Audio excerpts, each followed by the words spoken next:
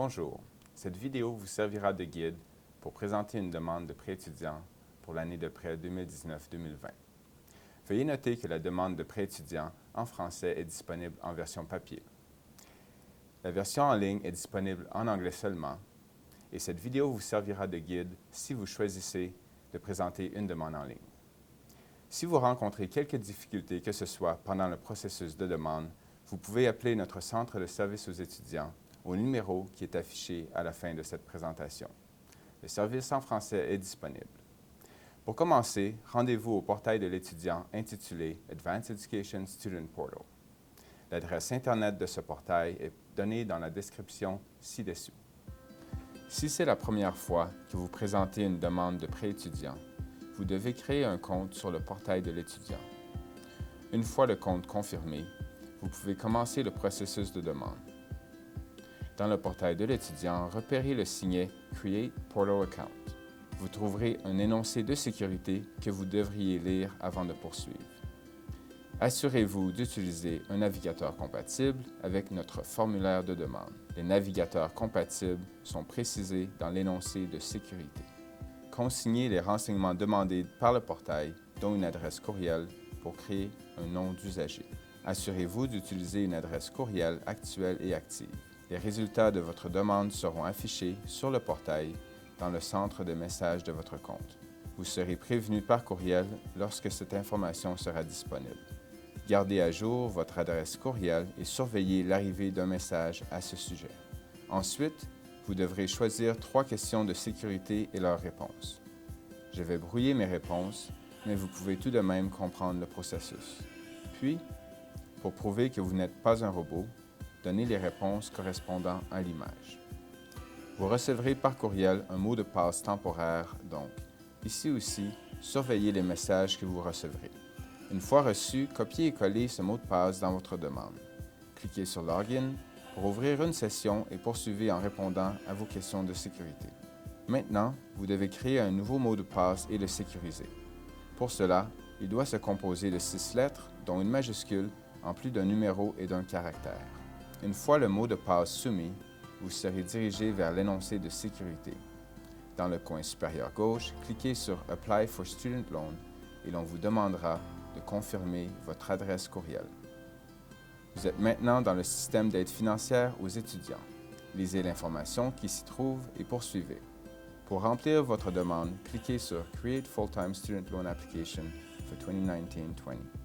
Dans cette section, vous devez fournir divers renseignements, entre autres votre numéro d'assurance sociale, votre période d'études et votre situation financière. Avoir ces renseignements sous la main avant de commencer facilitera cette étape. Vous serez ensuite dirigé vers un avis de sécurité informatique. Veuillez lire ce message et si cela vous convient, sélectionnez « I agree » et soumettez votre réponse. Consignez vos renseignements personnels.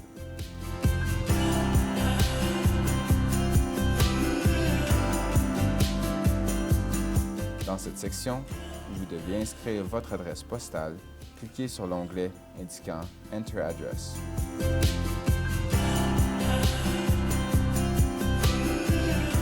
Suivez les instructions et consignez les renseignements requis. Si vous rencontrez des difficultés dans une section donnée, utilisez le lien « Need Help » qui se trouve dans le coin supérieur droit de chaque page. Bien sûr, vous pouvez en tout temps téléphoner au centre de service aux étudiants où le service en français est disponible. Si vous fréquentez l'Université de Regina, l'Université de la Saskatchewan ou Saskatchewan Polytechnic, choisissez l'option appropriée du menu déroulant. Sélectionnez votre programme sur le menu déroulant en vous assurant que les dates de début et de fin indiquées sont exactes. Quand vous présentez une demande, n'oubliez pas que celle-ci ne s'applique qu'à un maximum de 52 semaines à la fois. Par conséquent, indiquez les dates appropriées. Indiquez ici votre situation familiale. Si vous êtes célibataire, vous pouvez sélectionner cette option et poursuivre le processus. Si vous êtes marié, vous devez inscrire l'information demandée relative à votre conjoint ou à votre conjointe dans les étapes suivantes. Veuillez également répondre aux questions suivantes vous concernant. Résidence en Saskatchewan, ascendance autochtone, appartenance à une minorité visible et état d'incapacité. Indiquez vos antécédents scolaires de niveau secondaire dans la section Education History.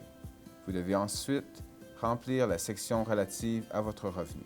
Ici, vous serez invité à préciser si vous souhaitez de l'aide financière au moyen de prêts remboursables ainsi que de bourses non remboursables. Veuillez lire attentivement cette information, puis indiquer votre choix.